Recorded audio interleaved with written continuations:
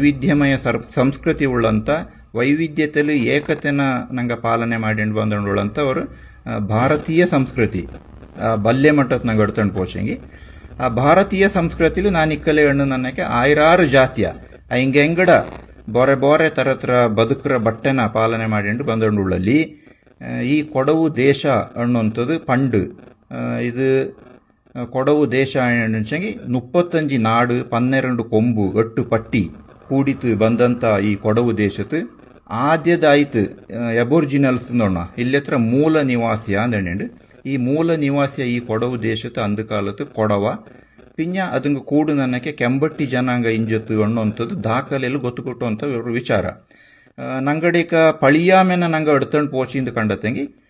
ನಂಗಕ್ಕೆ ಅದನ್ನು ಎಣ್ಣಿಯೋ ಕೈಲ ಎನ್ನಗಣಿಸಂಗಿ ಅವರು ವಿಶೇಷಪಟ್ಟ ಜನಾಂಗ ಅನ್ನುವಂತಾನ ಇದು ಉಲಗ ಮಟ್ಟದಲ್ಲಿ ಗೊತ್ತು ಮಾಡಿಂಡಿತು ಆ ಕೊಡವ ಅನ್ನುವಂಥದ್ದು ಅನ್ನನ್ನೇ ಗೊತ್ತು ಮಾಡೋಣ ಎಣಿಸಿ ನಂಗಕ್ಕೆ ದಂಡ ಆಧಾರ ಕಟ್ಟುವ ಮುಖ್ಯವಾಯಿತು ಒಂದು ಪುರಾಣ ಇನ್ನೊಂದು ನಂಗಕ್ಕೆ ಕಟ್ಟುವಂಥದ್ದು